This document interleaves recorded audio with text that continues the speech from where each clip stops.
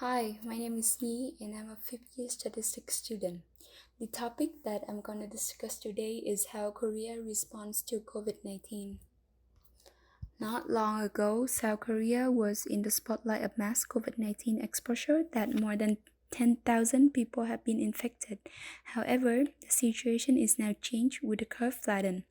Therefore, Korea's response to COVID-19 is really interesting to me. I'm focusing on the four data set from data science for COVID-19 from Korea CDC. The first data set is case that shows the place where the case originated and the group that they belong to. The infection case that show the category of the case, whether it's from an organization or a group of events. The patient info shows the detailed information of the patient, including sex, age, province, city, infection case that is linked to the case dataset that shows the infection case that they belong to, and the number of people that the patient have contacts with. The third dataset is the TAM, where I focus on the TAM series data of accumulated number of positive results. And the last dataset is policy that shows the name, the detail, start date and end date of the Korea's government policy. So I am starting by having some summarization of the data to have a full picture of in Korea. So we have the total number of confirmed cases in each province. So as we can see that Daegu is the province that have the highest number of confirmed cases that account for almost half of the total cases in Korea. In the right figure, we have total number of patients with recorded information in each province, and we can see that Seoul and Gyeonggi-do are the two provinces that have the highest number of collected data for individual patients. The next step is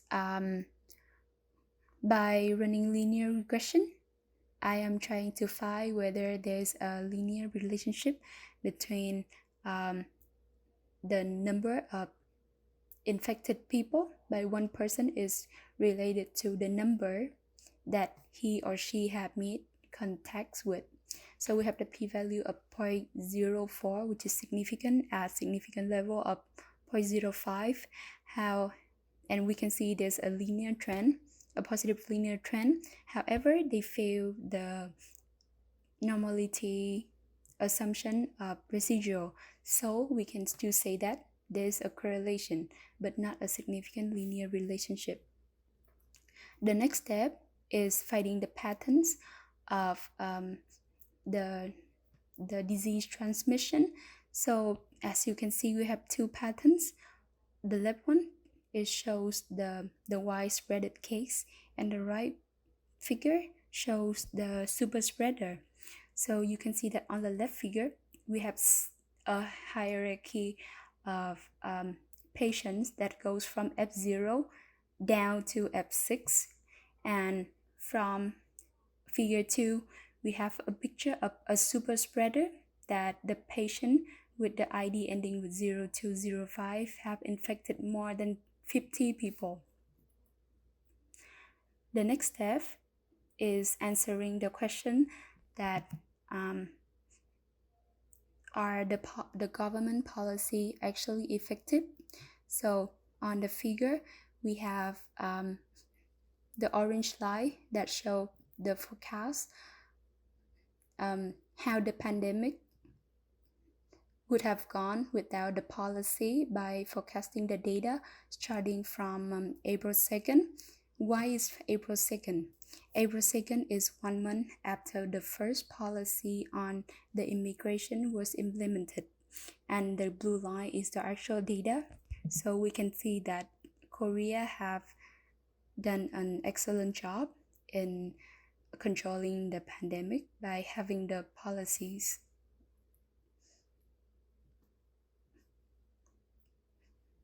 Lastly, I'm just want to propose an idea that if I have more time, I could have investigated it. So my initial interest was finding the risk of infection as a specific place, because I can see that in the case data set, there are actually groups of cases. However, there are more data set that I would need in order to actually implement it.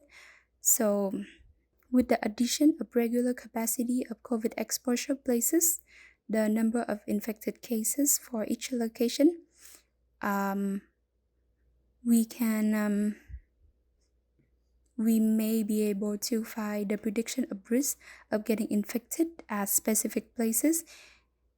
So, and when we, which is helpful for public to decide whether it's safe to go or is not to go to a specific place.